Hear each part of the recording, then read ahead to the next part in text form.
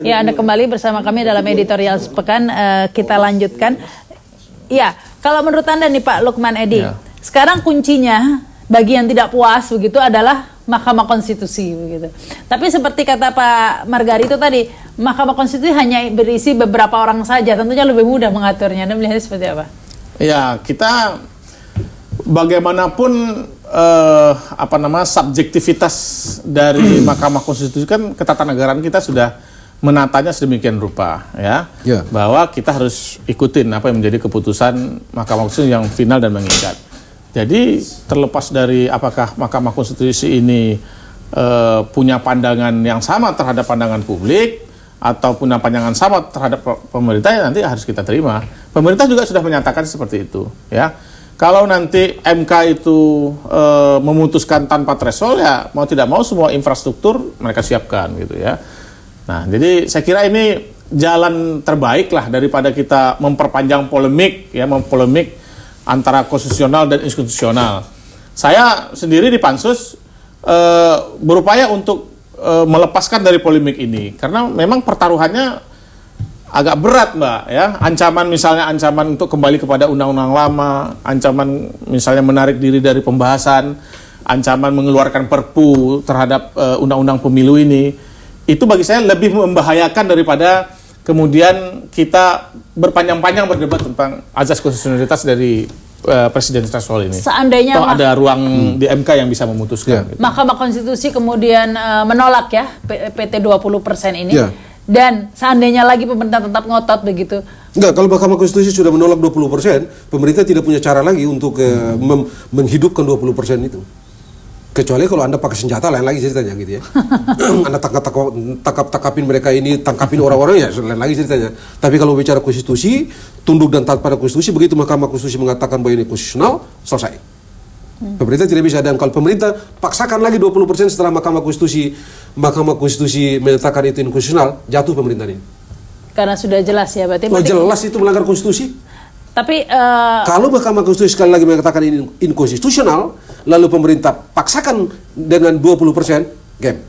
Karena sebelumnya ada ancaman-ancaman tadi itu menunjukkan keseriusan pemerintah ya bahwa memang. Nah, ini yang itulah kita belum tahu. Ya, kita belum tahu. Proses pembahasan ini pemerintah serius, standingnya jelas, tidak berubah dari awal sampai akhir. Nah, itu yang menyebabkan kita akhirnya ya udah kita yakini saja lah, ikutin saja apa pemerintah ya, karena soal azas konstitusionalitas juga mereka menyampaikan keyakinannya. Ya sudah, nanti kita buktikan lah itu ya. Kalau Anda melihat independensi MK saat ini seperti apa nih, Pak? Karena harapan publik yang tidak setuju tentunya ke Mahkamah Konstitusi. Ya. Saya masih sangat optimis ya, dalam beberapa putusan itu pemerintah kalah gitu ya, dan sudah cukup banyak pemerintah kalah di Mahkamah Konstitusi. Jadi sebenarnya tidak ada alasan juga untuk meragukan moralitas dan independensi teman-teman di Mahkamah Konstitusi. Saya yakin mereka akan bekerja secara profesional. Mereka akan bekerja dan betul-betul bertindak sebagai penjaga gawang konstitusi. Satu-satunya penjaga gawang konstitusi di Republik ini. Itu yang saya kira akan kita dapat di Mahkamah Konstitusi. Iya, baik. Ini menurut dan jangan lupa Saldi Isra itu yang dia jadi saksi ahli sampai ini pemilu digabung ini diserentakkan ini saksi ahlinya Saldi Isra, salah satu diantaranya. Jadi kalau Saldi Isra bilang sekarang ini membenarkan lagi 20%, dia pakai ilmu apa lagi itu? Saldi ini, teman saya ini yang hakim Profesor Saldi yang di Mahkamah Konstitusi sekarang, dia jadi saksi ahli, yang menjadi saksi ahli dalam perkara penyelenggaraan serentak ini. Jadi sekarang kalau dia yang mengadili lalu dia bilang ini 20% itu inkonstitusional, dia pakai ilmu apa coba? Bisa diketawain sampai satu republik, lu gimana sih lu, Sal? Jadi kalau menurut Anda kansnya seperti itu, Pak? Bahwa kansnya bahkan akan ditolak Mahkamah Konstitusi atau seperti apa kalau menurut Anda? Secara non formal kami ketika memutuskan untuk meyakini apa yang disampaikan oleh pemerintah, kami tanyakan juga itu. Bagaimana pemerintah kalau misalnya ini digugat, judicial review oleh masyarakat? Karena ini sudah jelas orang-orang yang melakukan judicial review itu sudah ada. Pemerintah menyatakan keyakinannya bahwa MK akan menolak judicial review itu. Ya gitu. Itu dari mana lagi itu? Ya. Bagaimana ceritanya? Penalaran, karena kalau dia pemerintah punya sikap seperti itu, bagaimana dia menalar? Karena tidak ada penalaran loh ini. Bagaimana menalar yang 20%? Anda nggak ketemu. Tunggu. Pemerintah akan menolak judicial review? Tidak. Artinya pemerintah akan memperkirakan MK akan menolak judicial review itu. Nah, Jadi ini kalkulasi berdasarkan pemetaan dilakukan oleh pemerintah. Gitu ya. Nah, pemerintah kan punya 3 di sana nih. Sadi punya sikap ini harus kita anggap jelas berseberangan dengan pemerintah. Begitu ya. Tinggal 2. Nah, teman-teman DPR punya 3. Mahkamah Agung punya 3. 81 deh. Atau bisa jadi udahlah ini. Tapi mungkin nggak bisa juga Bang kita menilai dari latar belakang utusan dari mananya, karena kan ini soal independensi. Ya itu dia. Ya. Ini kalau kita bicara praktisnya gitu ya. Kita terhubung dengan Refli Harun juga nih. Selamat malam Pak Refli Harun. Ya, selamat malam Mbak. Ya, akhirnya ini sudah diputuskan. Ada Pak Margarito juga Pak Lukman Edi di studio. Pak Selamat malam Pak Refli. Assalamualaikum Pak Refli. Kok nggak kesini? Iya, Pak Refli, komentarnya akhirnya ini 20% lolos begitu Pak? Ya, saya sendiri begini ya, mengenai presidensial threshold ini kan sudah pernah diuji di MK oleh Hamdan Zulfa itu pada tahun 2008 kalau tidak salah, dan waktu itu memang ditolak. Tapi itu kan dalam konteks pemilu yang terpisah kan begitu. Jadi ada pemilu legislatif, ada pemilu presiden. Nah, ketika kemudian, halo? Ya, silakan. Ketika kemudian pemilu itu menjadi serentak pada tahun 2019, maka kan kemudian pertanyaannya, apa dasar atau basis untuk memberlakukan presidensial threshold? Nah, saya mengatakan basisnya kan sudah tidak ada lagi. Karena itu saya mengatakan, kalau basisnya itu pemilu 2014, maka threshold 2014 itu sudah pernah dipakai untuk pemilihan presiden 2014 itu yang menghasilkan calon presiden Jokowi dan Prabowo. Lalu yang kedua, kalau basisnya 2014, maka pemilu 2014 itu bukan satu rangkaian dengan pemilu 2019, itu pemilu yang terpisah.